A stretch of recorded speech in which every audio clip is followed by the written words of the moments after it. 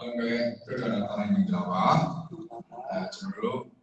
တဖန်ပြန်လည်ပြီးတော့ဆက်ရှိရဲ့နောက်ပတ်တော့သူကခံယူကြတဲ့နေရာမှာဒီနေ့ကျွန်တော်တို့ဒီဖြစ် National Window ဒီကျွန်တော်တို့လမ်းပြပို့ဆောင်မှာဖြစ်ပါတယ်ကျွန်တော်တို့ကတော့အကောင့်ဆုံးပြင်ဆင်တယ်ဒါပေမဲ့ကျွန်တော်တို့နောက်ပတ်တော့ဝေးလိုက်တာ National Window ပဲဖြစ်နေဆိုတော့လည်းအကျိုးပဲယူကြည့်ပါတယ်ပြီးတော့ကျွန်တော်တို့ဒီနေ့ဝင်ရပေးချင်တဲ့ဒီနောက်ကပတ်တော်ကောင်းစဉ်ကတော့ဒီယုံကြည်သူကနေတပည့်တော်ဆိုတဲ့နောက်ကပတ်တော်ဖြစ်ပါတယ် believer to disciple နော်ယုံကြည်သူကနေတပည့်တော်အဖြစ်နော်တက်လန်ခြင်းဆိုတဲ့နောက်ကပတ်တော်ဖြစ်ပါတယ်လို့ကျွန်တော်တို့ဒီကနောက်ကပတ်တော်ကိုကျွန်တော်ခံယူကြပါစို့ပထမချမ်းစာအနေနဲ့ပြောချင်တာကတော့ဒီကျွန်တော်တို့အဓိကအဖြစ်ကျွန်တော်တို့ disciple လို့ပြောတဲ့အခါမှာတပည့်တော်လို့ကျွန်တော်ပြောတဲ့အခါမှာကဘယ်မှာကျွန်တော်တို့ပြရတယ်လို့ပြောတဲ့အခါမှာမဿဲ28:20ထဲမှာကျွန်တော်တို့မြင်ရတယ်အဲ့တော့ဒီမတိုင်ခင်မှာကမ္ဘာဦးချမ်းမှာအခန်းကြီးကမ္ဘာဦးချမ်းအခန်းကြီး18ထဲမှာကျွန်တော်တို့ကြည့်တဲ့အခါမှာများများစွာဝေဖွာကြလို့ဒီကြီးကိုပြည့်နိုင်ကြလို့ဆိုတဲ့ဘက်ကတော့ကျွန်တော်တို့ပြန်တွေ့ရတယ်ဒါကတော့ကျွန်တော်တို့ဓမ္မဟောင်းခင်တဲ့ဒီဓမ္မသစ်ကဲထဲမှာဘုရားခင်အထူးသဖြင့်မိမ့်ပါတဲ့ဒီဘုရားခင်ရဲ့မိမ့်ပါချက်ဖြစ်တဲ့ဒါဘုရားခင်ရဲ့နံပါတ်1လူတွေကိုဘုရားခင်ကပြောတဲ့စကားဖြစ်တယ်ပြီးလို့ရှိရင်နောက်တစ်ခုကဘာလဲဆိုလို့ရှိရင်ဒီနေ့ကျွန်တော်တို့ပုဂ္ဂိုလ်တူချင်းစီတိုင်းအာဗြဟံဣဇက်ယာကုပ်နိုအေတို့ကိုကျွန်တော်တို့ကြည့်တဲ့အခါမှာဘုရားခင်ကသူဖြစ်စေခြင်းတဲ့အရာကိုစကားပြောတယ်အဲ့တိုင်းပဲအရာရာဖြစ်လာတယ်ဆိုတော့မြင်တွေ့ရတယ်ဒါကြောင့်ဒီနေ့ကျွန်တော်တို့ဒီမှာချမ်းသာကိုကြည့်တဲ့အခါမှာကျွန်တော်တို့လူဘဝတရားချင်းစတိုင်းရဲ့အသက်တာကိုကြည့်တဲ့အခါမှာတော့ကျွန်တော်ကြည့်တဲ့အခါမှာကျွန်တော်တာရရှိတယ်ကျွန်တော်တွားရမယ့်နေရာရှိတယ်ကျွန်တော်တို့တွားတဲ့နေရာရှိတယ်အဲ့ဒါဒါရရှိမရှိဘဲနဲ့တွားရဆိုလို့ရှိရင်တော့ဘယ်တော့မှကျွန်တော်ခရီးမရောက်တော့ဘယ်တော့မှခရီးမရောက်တော့ကျွန်တော်က destination ရှိတယ်ကျွန်တော်ဆက်ရောက်တဲ့နေရာရှိတယ်အဲ့တော့ဒီလိုစိတ်ကကြောက်ပြီးတော့နော်ဘန်ကန်ရဲ့သူတယောက်ဆိုလို့ရှိရင်ဟုတ်လားခြေဦးတရားရှောင်းပြီးတော့နော်အငယ်လေးချင်းလို့မျိုးကြီးတို့ချင်းတယ်လို့ဟုတ်လားခြေဦးတရားရှောက်သွားနေမယ်ဆိုလို့ရှိရင်တော့ဒါတော့စိတ်ထဲမှာရေးစိတ်ကိုပို့ရမှာပေါ့နော်ဒါပေမဲ့ယုံကြည်သူတွေထဲမှာလေခြေဦးတရားချားတော့သွားတယ်လို့ရှိတယ်နော်အဲ့တော့ခြေဦးတရားချားတော့သွားတယ်လို့ပြောတဲ့အခါမှာဘယ်လိုဆိုသွားလဲသူကဖျားเจ้าအတိအကျလည်းမရှိဘူး Mother Church ဆိုတာလည်းမရှိဘူးသူစင်ပါလေဘယ်ချေဦးတီးရသွားတယ်ဒါကျွန်တော်ဒီရောက်ရှိတယ်သူကဒီစီးပွားရေးလေးလုပ်တယ်ပြီးလို့ရှိရင်သူကဒီဘာသူကတင်ကြားရေးတစ်ခုလုပ်တယ်လုပ်တဲ့အခါမှာသူကဖျားเจ้าတွေကိုသူကသွားတယ်သွားတဲ့အခါမှာသူကဘယ်လိုမျိုးပုံစံနဲ့သွားတယ်လဲလို့ပြောတဲ့အခါမှာဘယ်သူ့ကိုငါပေါ့နော်ဘလူကိုဒီဘယ်သူကဘာလုပ်တယ်လဲဆိုတာတော့လာကြည့်တယ်တော့ဘယ်တော့လဲခံယူတာပေါ့ဒါပေမဲ့အတိအကျသူရှောက်သွားရခြင်းအကြောင်းရင်းကအဲ့ဒါဘယ်သူကဘာလုပ်တာလဲဘယ်သူကဘယ်လိုမျိုးလူလဲသူ့ကိုငါဒီအကြောင်းပြောလို့ရှိရင်သူကစိတ်ဝင်စားမလားဆိုတော့ခြားကြောင်းလိုက်နေတယ်အဲ့ရှိတယ်ဒါရှိမရှိဒါပေမဲ့သူစင်မာကရှိတာကအဲ့ဒါပဲဘယ်သူကိုကျွန်တော်ဒီဟာတင်ပေးတဲ့အတွက်ကိုသူကလိုက်ရှာတယ်သူကအဲ့ဒီမျိုးတရားရှိတယ်ဆိုတော့ကျွန်တော်တို့သွားတဲ့အခါမှာဒီနေ့ကျွန်တော်တို့ကအသက်အရွယ်ကြီးလာတဲ့အခါမှာလူတရားရဲ့ဒီအရွယ်မှာဒါလုပ်ရတယ်လူတရားရဲ့အရွယ်မရောက်တော့ဘူးလို့ပြောချင်တယ်ကျွန်တော်တို့ကခုနကပြောတဲ့ direction ဆိုတာကကျွန်တော်ရဲ့ destination ဆိုတာက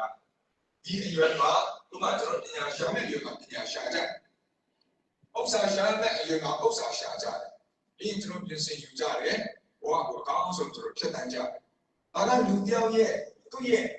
level of life သွားတဲ့အရာပေါ့နော်။ဒါပေမဲ့အဲ့လိုမဟုတ်ဘဲနဲ့ကျွန်တော်ကပညာသင်ချိန်မှာလည်းကျွန်တော်စိတ်လေပြီးတော့ခုကျွန်တော်နော်ဒီဘတ်စကနားပေါ်ပဲနဲ့ပွားနေတယ်ဟုတ်လားတကယ်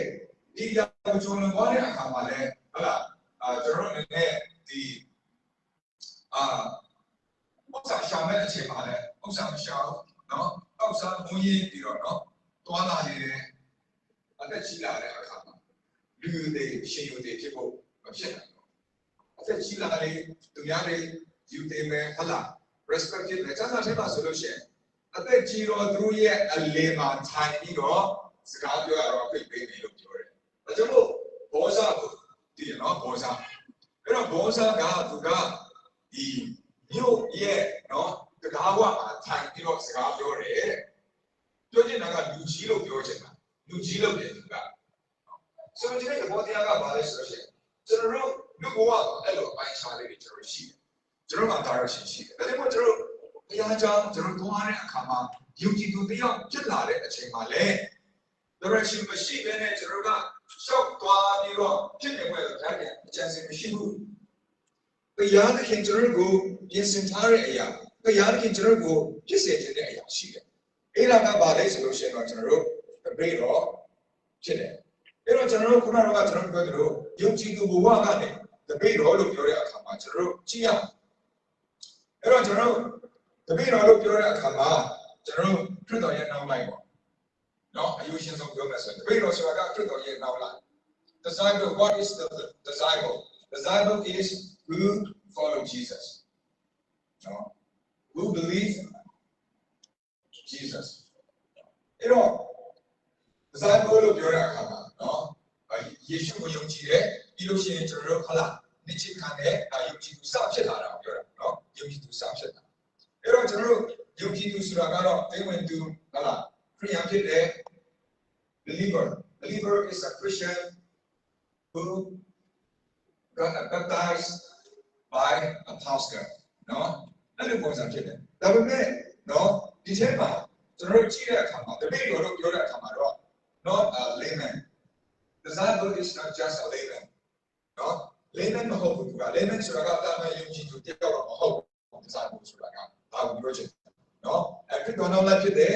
နော်ကျမ်းစာကိုလေ့လာခံယူတဲ့သူဖြစ်တယ်လာထိုင်တယ်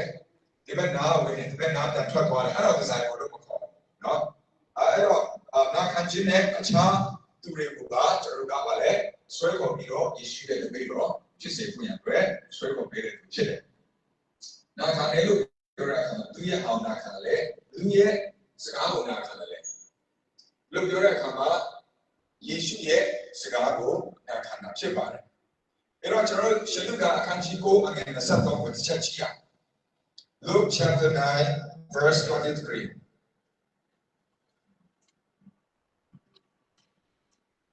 What is the disciple? သူမတပါးလူပေါင်းတို့အားမိန့်တော်မူသည်ကနာ၌စိကလူတော်သူဖြစ်လျင်ကိုညင်ပေရမည်ကိုလဝကရကိုနေ့တိုင်းခြံ၍နာနကိုနိုင်ရမည် I believe this verse is a definition of the disciple. Disciple, who is the disciple? Who reject himself. Who reject himself. If you want to follow me, reject yourself. As a human, when we were born, we are not perfect. We are born in greed. We have a jealousy. We are not good. So,လူရဲတော့ကျွန်တော်မွေးဖွားလာတဲ့အခါမှာကျွန်တော်ကအင်မတန်မှဆုံးဖြတ်တဲ့သူတွေဖြစ်တယ်။ဘာကြောင့်လဲလို့ပြောတဲ့အခါမှာကျွန်တော်မိဘတွေစီကနေရလာတဲ့အဲ့ဒီ genes ကလူဟောင်းသက်တာကမကောင်းဘူးပြောမယ်ဆိုရင်မကောင်းဘူးဟုတ်လားမကောင်းဘူးအဲ့တော့အဲ့လိုဖြစ်လာတဲ့အခါမှာနံပါတ်1ကျွန်တော်တို့ကပါလဲဆိုရင်ယေရှုရဲ့နောက်ကိုလိုက်တဲ့အခါမှာဒါလို့နာနဲ့စိတ်ကလူတော်သူဖြစ်တယ်ကိုယ့်ကိုညှင်းပြရကိုလဝကတိုင်းကိုနေ့တိုင်းခြံ၍နောက်ကိုလိုက်ရကျွန်တော်လဝကတိုင်းဆိုတာကကျင့်ချင်းအမိဂလာနဲ့ဆိုင်တာပြီးလို့ရှိရင်မကောင်းဆိုးဝါးနဲ့ဆိုင်တာလဝကတိုင်းဆိုတဲ့ ဘောတရားကလောဘကနဲ့ဆိုတဲ့ဘောတရားကပင်ပန်းခြင်းဆင်းရဲခြင်းအဲ့ဒါကိုပြောတာအဲ့တော့ဒီနေ့ကျွန်တော်တို့ယေရှုတော်ကိုလိုက်တဲ့အခါမှာဒီပင်ပန်းခြင်းဆင်းရဲခြင်းမကောင်းဆိုးဝါးခြင်းချင်းအမိကလာအားလုံးကိုကျွန်တော်တို့ကယေရှုရဲ့အထံတော်ကိုကျွန်တော်တို့ကယူဆောင်လာရမှာဖြစ်တယ်အဲ့တော့ကျွန်တော်တို့မိဂုတဲ့ဒီကျွန်တော်တို့ကိုယ်ကိုဆန်းစစ်မယ်ကျွန်တော်ကယုံကြည်သူလားအမှန်လို့ရှိရင်တပည့်တော်လားဆိုရဲနော်ဒီစကားတစ်ခုကိုကျွန်တော်တို့မိဂုမေးရအဲ့တော့ဒီနေ့ကျွန်တော်တို့အားလုံးယေရှုခရစ်တော်ကိုယဉ်ကျေးတဲ့ခံပြီးသားလို့ဆိုတော့ယုံကြည်ပါတယ်အဲ့တော့တပည့်တော်သူရဲ့ဗရမခြေလှမ်းကိုကျွန်တော်ကြည့်ရအောင်တပည့်တော်သူရဲ့ဗရမခြေလှမ်းကဘာလဲဆိုလို့ရှိရင်ကျွန်တော်ရှင်ယောဟန်သူ့ဝင်ကြအခန်းကြီး7အငယ်3 John chapter 17 verse 3 John 17 verse 3သောရတဲ့ဘုံကမနောဘုရားရဲ့စုပြီးပြတော်မူသောဘုရောကို၎င်းဆေလွတ်တော်မူသောယေရှုခရစ်ကို၎င်းတိကျွမ်းခြင်းဒီမှာကျွန်တော်တို့စကားလုံးကပါလဲဆိုလို့ရှိရင်တော့သောရတဲ့ဘုံကမနောဘုရားရဲ့စုပြီးပြတော်မူသောဘုရောကို၎င်းဆေလွတ်တော်မူသောယေရှုကို၎င်းတိကျွမ်းခြင်းကျွန်တော်တို့အများကြီးကြားဟောရင်ကျွန်တော်ဒီတမဟောင်းကျမ်းစာရဲ့ main ကိုကျွန်တော် main thing ကိုကျွန်တော်အများကြီးပြောတယ်တမဟောင်းကျမ်းစာကမွေးဖွားလာမဲ့ယေရှုကိုကြည့်ပြီးတော့အသက်ရှင်ရဒီယေရှုကဆိုတော့ယေရှုအကြောင်းပဲပြောနေတာတမဟောင်းတစ်ခုလုံးကအဲ့တော့မွေးဖွားလာမဲ့ယေရှုခရစ်တော်ကနော်ဘယ်လိုဖျားဖြစ်တယ်နော်သင်္ရှင်ဖျားဖြစ်တယ်နေရှာမဲ့နော်ဒီအပြစ်ကင်းစင်တဲ့ဒီအမျိုးသမီးရဲ့ဝမ်းထဲမှာဝိဝါခြင်းကိုခံမယ်ဆိုတဲ့အကြောင်းအရာတွေ prophet တွေများစွာအဖြစ်ကျွန်တော်တို့ပြောထားတယ်အဲ့ဒီအရာကိုဒီယေရှုခရစ်တော်ကလည်းနော်ဆယ်လွတ်တော်မူသောယေရှုခရစ်တော်ကိုတည်ကျွမ်းခြင်းဒီယေရှုခရစ်တော်ဘုရားကလူလောကကြီးကိုဆင်းကြွလာပြီအခုယေရှုခရစ်တော်ကိုနော်ယေရှုကိုခရစ်တော်လို့မယုံကြည်တဲ့လူတွေအများကြီးပဲမယုံကြည်တဲ့လူတွေအများကြီးပဲအဲ့တော့ဒီနေ့ကျွန်တော်တို့ကတပည့်တော်တို့ပြောတဲ့အခါမှာယေရှုကိုတည်ကျွမ်းခြင်းယေရှုကိုတည်ကျွမ်းခြင်းလို့ပြောတဲ့အခါမှာယေရှုရဲ့နောက်လိုက်တဲ့တပည့်တော်တွေကတော့မှယေရှုကိုမတည်ကျွမ်းဒါကြောင့်မို့ပေတရုတို့ဟာလားအဓိကတော့ကောင်းဆောင်ရပေတရုပေါ့နော်ပေတရုကိုကြည့်တဲ့အခါမှာယေရှုကကျွန်တော်တို့ဂျေရုဆလင်မြို့ကိုဝင်ရအောင်နော်ကျွန်တော်တို့ယေရှုကပြောတယ်ဂျေရုဆလင်မြို့ကိုဝင်ရအောင်ဝင်ပြီးတော့အဲ့ဒီနေရာမှာတွားရအောင်လူသားဟာအနန္တကိုခံရမယ်လို့ပြောတဲ့အခါမယုံနိုင်ပေတရုကမယုံနိုင်တာဖြစ်တဲ့အတွက်ကြောင့်မို့ယေရှုကိုပါဒီဂရိတွေပေးတယ်လေဆိုလို့ရှိရင်ကိုရောလုံးဝအဲ့လိုမဖြစ်စေရကျွန်တော်ကိုရောရှိမှဘုံမရကျွန်တော်တို့ကာကွယ်မယ်ကျွန်တော်ကိုရောကိုနော်ဘယ်သူမှဘာမလုပ်စေရဘူးဆိုပြီးတော့သူကယေရှုကိုရှေ့ကလည်းကာစီလုပ်ဒီနေရာက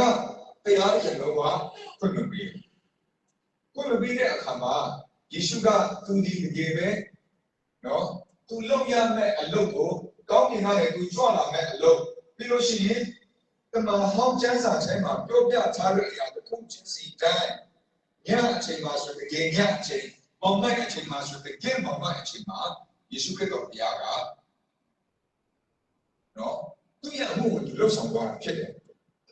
အဲ့တော့ကျွန်တော်တို့တိကျွမ်းခြင်းလို့ပြောတဲ့အခါမှာတကယ်ယေရှုဘုရားကိုတိကျွမ်းခြင်းတကယ်ယေရှုဘုရားကိုတိကျွမ်းခြင်းလို့ပြောတဲ့အခါမှာကျမ်းစာမှာဖတ်ပေးတဲ့ကျွန်တော်တို့တိကျွမ်းလို့မရဘူး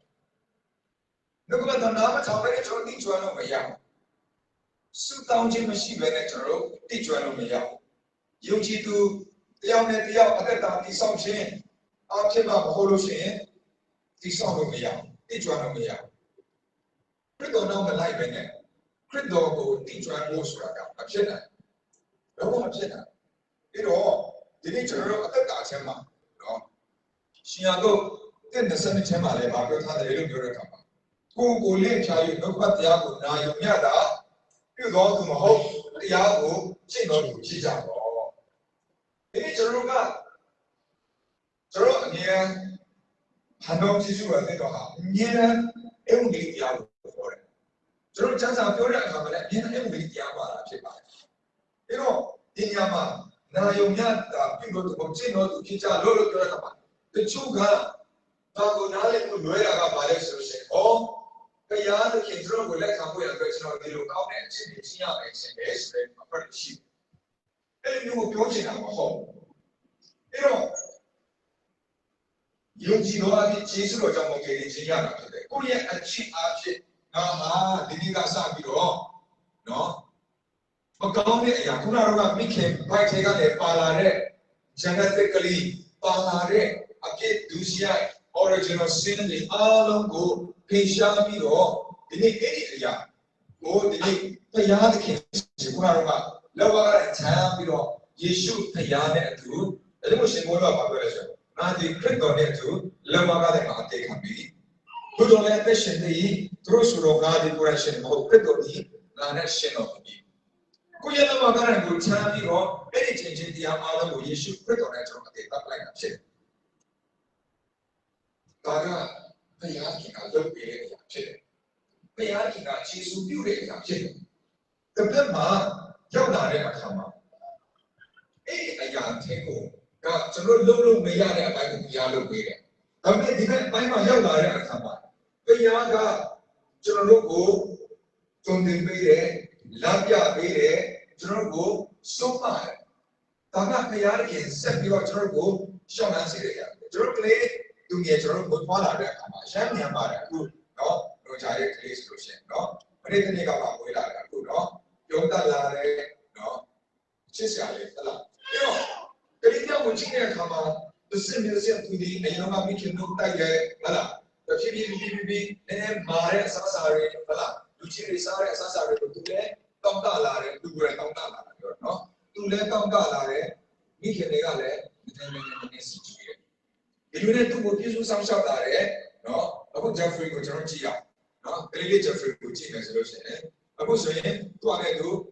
မိဘကသူလိုက်မကင်တော့သူ့အနေနဲ့သူလမ်းသွားနေပြီသူအေးနေပြီနော် blessing တော့နော်အဲ့ဒီအယူကလည်းလုံပြီးတော့ကျွန်တော်ပြန်ကြည့်မယ်ဆိုရင်ဟိုမှာဆရာစီရတာလို့ဆိုတယ်သူတို့ဟာနဲ့သူတို့ရှောက်ဆော့ပြီးတော့ကြောင်ကြောဝင်နော်အားကစားတွေလို့ရေတွေကူးတဲ့အယူဖြစ်လာတယ်ဒါမဲ့ယုံကြည်သူတယောက်ကဘုရားခင်ကအဲ့လိုနော်ချစ်ထွားရင်ချက်စေရှင်တာဖြစ်ပါတယ်။အဲ့တော့ပညာရေးသင်မယ်နော်အလုပ်တွေလုပ်မယ်လူတွေကိုကောင်းချီးနေတာဖြစ်စေတယ်ဖြစ်စေတဲ့ဘုရားခင်ကကြီးရွယ်တာဖြစ်တယ်။ဒါဘုရားခင်ရဲ့အချက်အစီအဖြစ်တယ်။အဲ့တော့ဒီနေ့ကျွန်တော်တို့ဒုတိယခြေလှမ်းကိုပြန်ကြည့်အောင်။တပည့်တော်ဒီရဲ့ဒုတိယခြေလှမ်းကဒီနေ့ကလာတိနေ့20မှာငါဒီကတော့ねသူလောကနဲ့အောင်ပေးခံပြီးတို့လည်းတက်ရှင်တဲ့ကြီးသူတို့ဆိုတော့ငါဒီပေါ်တယ်ရှင်ကတော့ဒီနာနဲ့ရှင်ကိုခန္ဓာနဲ့ကိုငါရှင်တော့တက်ဒီဘုရားခင်အားကိုယဉ်ကျေးခြင်းအဖြစ်ဒီဒါတော့ဒီငါကိုချွေးငါကိုစွန့်တော်မူ၏ခရစ်တော်အတွက်အသက်ရှင်ခြင်းဖြစ်လာတယ်မိဘကမွေးတယ်မှန်တယ်ဒါပေမဲ့ကျွန်တော်တို့ကလေးသူငယ်တွေကိုကြည့်တဲ့အခါမှာကျွန်တော်တော်တော်လေးကျွန်တော်ကြည့်တယ်ကလေးတွေကိုကျွန်တော်လေ့လာတယ်ကလေးတွေကိုလေ့လာတဲ့အခါမှာတချို့မိဘတွေကကလေးတွေကိုလေရိုက်သွင်းတယ်နော်ကိုလုတ်တယ်လို့လုတ်ဖို့ရိုက်သွင်းတယ်တချို့တွေကြတော့တချို့ကရိုက်သွင်းလို့လုံးဝမရတဲ့ကလေးတွေရှိတယ်ဒါဆိုရင်ဒီကလေးတွေအခုကျွန်တော်ဒီကောင်းတဲ့ဒီအခုကကျွန်တော် international school တွေပဲဖြစ်ဟာလားကို self study လုပ်ဖို့ရတဲ့ကိုခြေတော့ကို independent ဖြစ်ဖို့ရတဲ့သင်ပေးနေတဲ့အရာတွေဖြစ်တယ်ဆိုတော့ဒီနေ့ဘောတရားကဒီကလေးတွေကိုကြည့်တဲ့အခါမှာသူတို့စိတ်ဝင်စားတာသူတို့လွတ်လပ်ရွေးချယ်ပိုင်ခွင့်ရှိဖို့ရတဲ့ဒီနေ့ကျွန်တော် education အားလုံးကအဲ့လိုပြောတာဖြစ်တယ်အဲ့ဒီချိန်မှာဘာဖြစ်တယ်လို့ပြောတဲ့အခါမှာဒီကလေးကစိတ်ဝင်စားတဲ့အရာလေးစိတ်ဝင်စားမိဘစိတ်ဝင်စားတဲ့အရာလေးသူစိတ်ဝင်စားဘူးသူစိတ်ဝင်စားတာသူစိတ်ဝင်စားပြီးတော့သူဟာနဲ့သူတွားလာနေတာဖြစ်တယ်သူကဒါ ဒါဆိုရင်ကျွန်တော်ဘယ်လိုလုပ်ပေးမလဲပိုင်ရှင်မှုလေအခုကျွန်တော်တမီးကမနေ့တနေ့ကမှနော်ကျွန်တော်ဒီလိုဖမ်းပြီးတော့နော်ကြီးလာတဲ့တမီးအခုဒီလိုဖြစ်သွားပြီအဲ့တော့နောက်နေ့ဆိုလို့ရှိရင်တို့တက်တူတွေတက်ရတော့မယ်တဘောမျိုးချင်တာကဒီလိုလည်းပိုင်ရှင်ကျွန်တော်လည်းမနေတော့ဒါဆိုပိုင်ရှင်ကဒီလေဒီခေတ်ရပိုင်ရှင်ကဒီလေစဉ်းစားစရာဖြစ်လာတယ်နော်ပြီးတော့ဒီနေ့ကျွန်တော်တို့ရဲ့တာဝန်ဒီကလေးငယ်များကိုတရားခင်နဲ့ဘွာလာအဖို့အင်္ဂလိပ်လိုကလွဲလို့ဒီကလေးရဲ့ပိုင်ရှင်ဟာဖျားခင်ဖြစ်တယ်ဒီမဲ့ဒီနေ့ကျွန်တော်တို့ပိုင်တာဖျားခင်ဖြစ်တယ်ဒါကြောင့်မို့ကိုညင်းပေပြီးတော့လောကကနဲ့ချမ်းမြေယေရှုနောက်လိုက်ပါလို့ပြောတဲ့အခါမှာအဲ့ဒါကိုပြောချင်တယ်ဒီမဲ့အဲ့တော့ကျွန်တော်တို့မပိုင်ကျွန်တော်တို့ဟာဖျားခင်ရဲ့အစေခံများတာဖြစ်တယ်ဒီကလေးသူငယ်များကိုတင်ကြောင်ဖို့ရန်အတွက်ကျွန်တော်ကအစေခံတာဖြစ်တယ်ကျွန်တော်တို့ကလောကကြီးကိုဘုရားခင်ရဲ့အကြံစီတော်နဲ့အညီအစေခံတော်သူများဖြစ်တယ်ဒီနေ့ကျွန်တော်အလုပ်လုပ်မယ်ပတ်စံရဖို့ပဲလားဒီနေ့ကျွန်တော်တို့နော်အလုပ်တွေရှောက်ကြတယ်ဘုံနေကောင်းဖို့ပဲလားဘုံနေကောင်းလို့ရောဒီပတ်စံမလုပ်ဖို့လဲပြောဖို့လားပါဖို့လားဟုတ်ပါအဲ့တော့ဒီနေ့ယေရှုကိုယုံကြည်တဲ့တိုင်းပြည်ပဲဖြစ်မယုံကြည်တဲ့တိုင်းပြည်ပဲဖြစ်အရာတူနေတဲ့ဟာတစ်ခုရှိတယ်တိုင်းနိုင်ငံတိုင်းရဲ့ခေါင်းဆောင်တွေချိန်ဒီ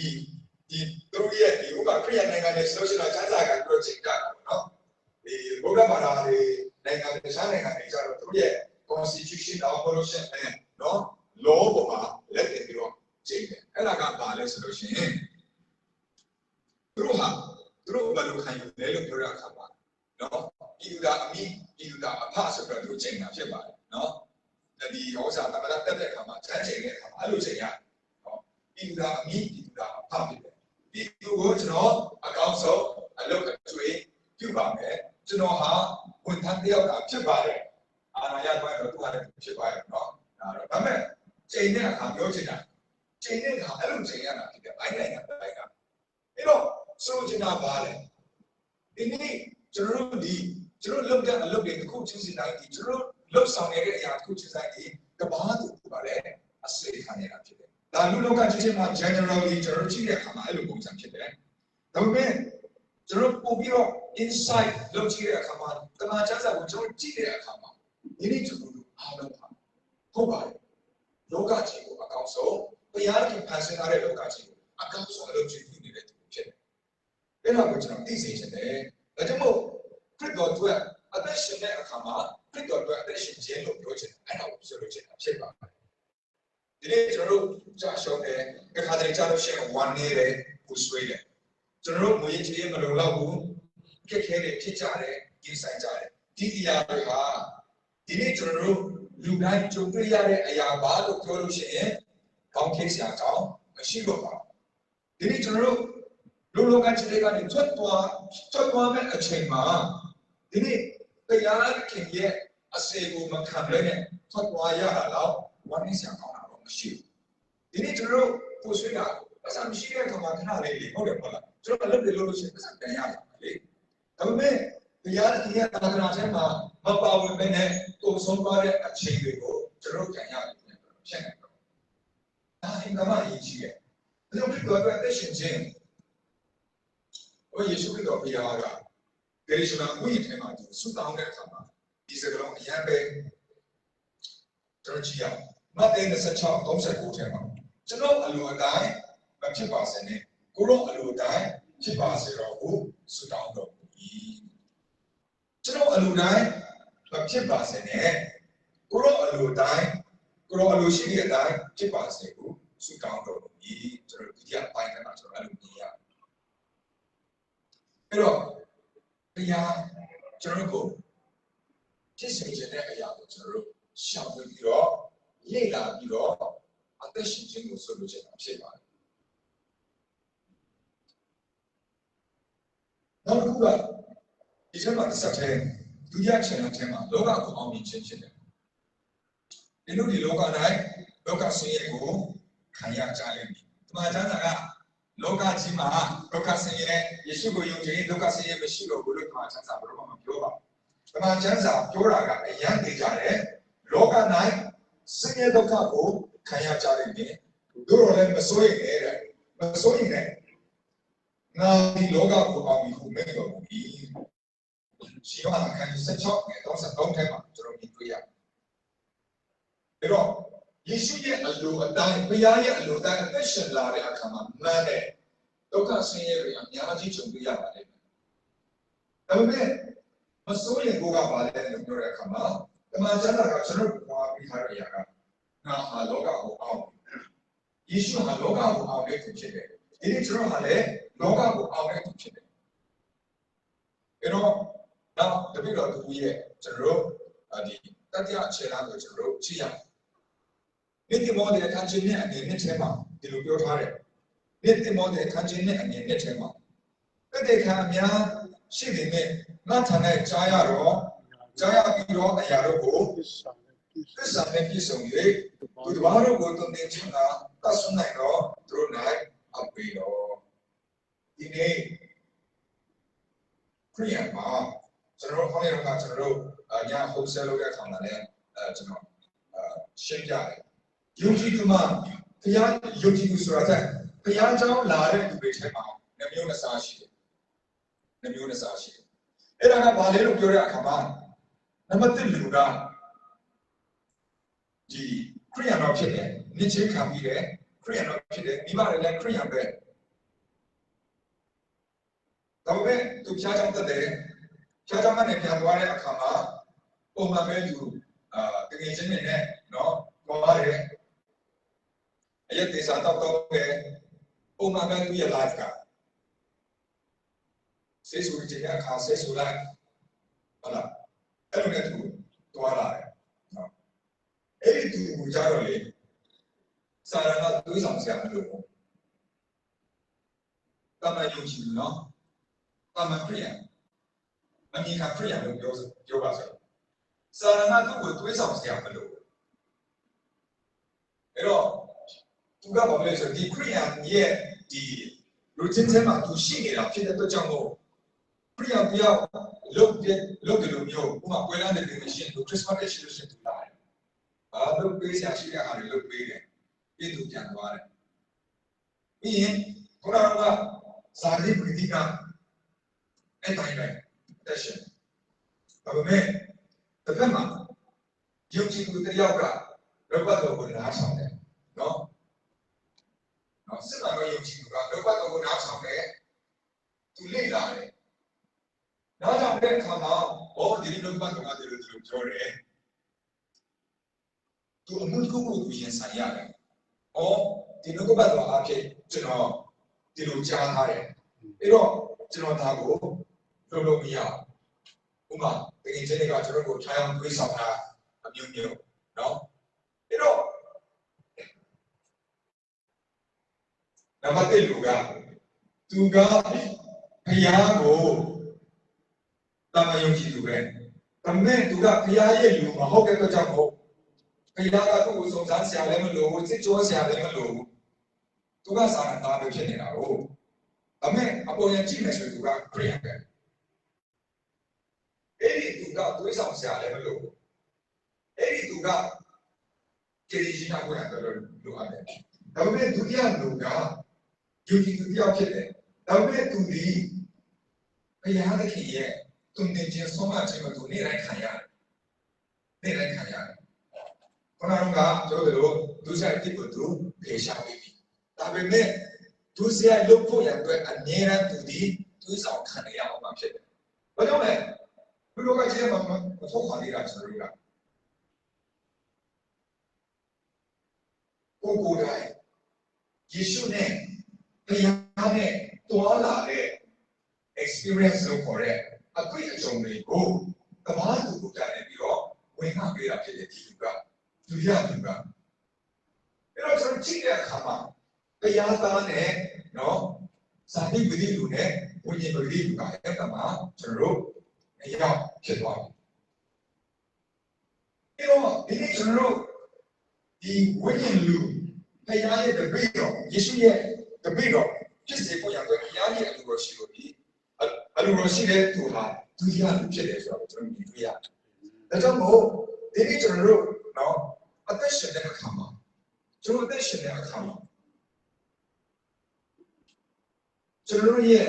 ဖခင်နဲ့တွားလာတဲ့အတွေ့အကြုံတွေအားလုံးကိုကျွန်တော်တို့ကသိထားပြီးတော့တပားသူကိုပြန်နေပြီးတော့ဝင်ကဆွဲပေါ်ရမှာဖြစ်တယ်ဆိုတော့ကျွန်တော်မြင်တွေ့ရတယ်။အဲဒါမို့အဲ့ဒီလူကိုကျွန်တော်ကဘယ်လိုကောင်းစဉ်ပေးချက်နဲ့လုပ်ပြရတာပါ။ပုံသက်တဲ့အဖြစ်အသက်ရှင်တော်သူ Christ witness ပေါ့။ယေရှုရဲ့ပုံသက်တဲ့အဖြစ်အသက်ရှင်တော်သူလို့ပြောတာဖြစ်ပါတယ်။ဒီနေ့ကျွန်တော်တို့နော်လူငယ်စေတော်တဲ့ရွယ်တွေကိုလူကြီးတွေကနော်တွေးဆောင်တဲ့တင်ပေးတယ်ဟုတ်လားအဲ့ဒီပုံစံပဲဒီနေ့ကျွန်တော်ဒီကအလင်းထဲမှာရှိနေတဲ့သူနော်သူတွေကလည်းကျွန်တော်ရဲ့အသက်တာထဲမှာဖခင်ရဲ့ခင်နဲ့ပွားလာတဲ့အရာတွေအားလုံးကိုကျွန်တော်ကသူ့ဘာကိုပြန်လဲပြီးတော့ဝင်ကတက်တဲ့ခံရမှာဖြစ်တယ်ဒါကတပိတ်တော်သူနောက်ဆုံးအဆင့်လောက်ရမယ့်အရာဖြစ်တယ်ဆိုတော့ကျွန်တော်မြင်တွေ့ရတယ်အဲ့တော့ကျွန်တော်တို့ခဏကကျွန်တော်တို့ပြောသလိုအာမယုံကြည်သူဘဝကလည်းကျွန်တော်တို့ကတကယ်ပဲခရစ်တော်ရဲ့နောက်လိုက်တပိတ်တော်ဖြစ်ကိုကျွန်တော်တက်လာဖို့ရတဲ့ဖြစ်ပါတယ်။ဘာပဲဖြစ်စေရဲ့ယေရှုပြောတယ်ဘာပဲဖြစ်စေရဲ့အဲ့တော့ဘာပဲဖြစ်စေရဲ့လို့ပြောတဲ့အခါမှာကျွန်တော်တို့ဒီခဏကကျွန်တော်ပရမတ်ချက်စာမှာကျွန်တော်တို့ပြောသွားတဲ့အချိန်မှာလည်းကျွန်တော်ပါတယ်။ညာပြစွာမွေးဖွားကြတော့လို့ပြောတဲ့အချိန်မှာအာရနဲ့ဧဝကကလေးဘယ်လိုမွေးရတယ်ဆိုတော့သိစေညာပြစွာမွေးဖွားကြတော့ယေရှုကသူ့ရဲ့တပည့်တော်တွေကိုငါနောက်ကိုနော်ငါတပည့်ဖြစ်စေရဲ့လို့ယေရှုကပြောတယ်။သူများကိုတပည့်ဖြစ်စေလို့ပြောတယ်။ကိုတော့မှယေရှုဒီစိရလားမစိရလားဆိုတာနော်ကျွန်တော်အဲ့ဒီယေရှုကိုဖန်သွားတဲ့ညမှာတကယ်မြင်ရတယ်ထုတ်ပြောတဲ့ဘေးတော်တွေအားလုံးဆိုရင်လည်းဘောတရားကဒီနေ့ဘုရားရဲ့တော့ပတ်တော်မှာအရှင်လာဖြစ်ပါတယ်ဒီနေ့ကျွန်တော်တက်လာကျွန်တော်အခုဖြစ်တယ်မဖြစ်တယ်ဆိုတော့မကြည့်ပါနဲ့အဲ့ဒါကိုကျွန်တော်တို့ယုံကြည်ခြင်းဆိုတာယုံကြည်တော့အရာကိုကျွန်တော်ပြတာဖြစ်ပါတယ်ဘုရားရဲ့တော့ပတ်တော်မှာအရှင်လာတာဖြစ်ပါတယ်အဲ့ဒီအရင်လာတဲ့အရာကိုမှဒီနေ့ကျွန်တော်ဖြစ်နေတဲ့အရာကိုကျွန်တော်ကြည့်ပြီးတော့အသက်ရှင်ရမယ်မဟုတ်။ညာတဲ့ဆိုမိဖွားကြောက်လို့ပြောတဲ့အခါမှာကလေးဘလူမွေးရတယ်လေကိုယ်ဘလူဆောင်ရတယ်လေဆိုတော့သူတို့သိတာမဟုတ်။ဒါပေမဲ့ပြန်တော့ကတော့ညာပြဆောင်မိဖွားကြောက်တော့အချိန်တန်တဲ့အခါမှာလို့ပြောတဲ့အခါမှာအချိန်ကဘယ်ဟာရင်ပိုင်တာဖြစ်တယ်ဒီနေ့ပြင်ကကျွန်တော်ဘလို့ဖြစ်နိုင်မှာလဲလို့ကျွန်တော်တို့ရှင်းအောင်ရှင်းပါတယ်။ဒါပေမဲ့ဒီလိုပတ်တော့ကျွန်တော်တို့ဖြစ်ပါတယ်။ဘုရားခင်စကားဖြစ်ပါတယ်။ဒါကြောင့်မို့မဖြစ်နိုင်စရာအကြောင်းဘာမှမရှိဘူး။အချိန်ကိုဘုရားခင်ပိုင်တယ်။ဘုရားခင်အလုပ်လုပ်လိုက်မယ်ဆိုတာကိုကျွန်တော်ယုံကြည်ဖို့ရတဲ့ဖြစ်ပါတယ်။ဒီကတာမန်ခီးပွားဒရိုင်ဘာတယောက်ဖြစ်အောင်ဖြစ်မယ်။ဒီကတာမန်ကိုဆက်လုပ်နေတဲ့သူတယောက်ဖြစ်အောင်ဖြစ်မယ်။ဒီကတာမန်ရုံးမှာအလုပ်ခံလုပ်နေတဲ့သူတယောက်ဖြစ်အောင်ဖြစ်မယ်။ဒါပေမဲ့ဘုရားသခင်ရဲ့နှုတ်ကပတ်တော်ကငါတပည့်ဖြစ်စေရဲ့လို့ပြောတဲ့အခါမှာသင်ဟာယေရှုရဲ့တပည့်တော်ဖြစ်တယ်ဆိုတဲ့နှုတ်ကပတ်တော်ကိုကြားတဲ့အခါမှာဒီအရာကိုဝန်ခံရအောင်ကျွန်တော်တို့ဝန်ခံတဲ့အခါမှာဘုရားသခင်ဟာသင်ကိုပါဘုရားသခင်ရဲ့ယေရှုရဲ့တပည့်တော်ဖြစ်စေပြီးတော့နှုတ်များစွာတော့သူများကိုဒီဘုရားကြောင့်ကိုခေါ်လာဖို့အတွက်ဘုရားခင်လှုပ်ဆောင်ဖြစ်တယ်ဆိုတာကိုယုံကြည်ရအောင်ဒါကြောင့်မို့ဒီနေ့ကျွန်တော်တို့ခုနကပြောတယ်တရားရှင်ရှိတယ်ကျွန်တော်တို့ဘာလို့ကျွန်တော်ဖျားချောင်းလာတတ်တာလဲဘာလို့ကျွန်တော်တို့ဒီဖျားချောင်းကိုလာတာလဲကျွန်တော်ဟိုအရင်တော့ကတည်းကလည်းကျွန်တော်အရင်ပြောတယ်ကျွန်တော်ရဲ့ဖျားချောင်းပုံမှန်လာခြင်းတောင်မှဘုရားကြောင့်မပုံမှန်တဲ့လူတယောက်ကိုဆွဲခေါ်စေတဲ့အရာဖြစ်စေတယ်လို့ကျွန်တော်တစ်ခါပြောမှုပါတယ်ဒါကြောင့်ဒီနေ့ကျွန်တော်ဟာတမန်ယူကြည့်လို့ကိုအတမန်ပါတခင်ယေရှုဖခင်ကသူ့ရဲ့တပည့်တော်ဖြစ်စေခွင့်အတွက်ကျွန်တော်တို့အလိုတော်ရှိတာဖြစ်ပါတယ်ဒါကြောင့်ဘုရားရဲ့နှုတ်ကပတ်တော်ကိုအကျွမ်းမဲ့ယုံကြည်ပါ လက်ရှိအခြေအနေကိုမရှိပါနဲ့ဘုရားခင်တတ်နိုင်ကြောင်းကိုယုံကြည်ရမှာဖြစ်ပါတယ်ယုံကြည်တော့သူဟာဒီပဲနော်ဘုရားခင်အလုပ်လုပ်မှာဖြစ်တာပဲဆိုတဲ့အကြောင်းအရာကိုကျွန်တော်အနေနဲ့ဒီလောက်ဝိညာဉ်တည်ခံဖြစ်ပါတယ်ရောက်ဆိုင်ပုံမှာရရှိကောင်းချင်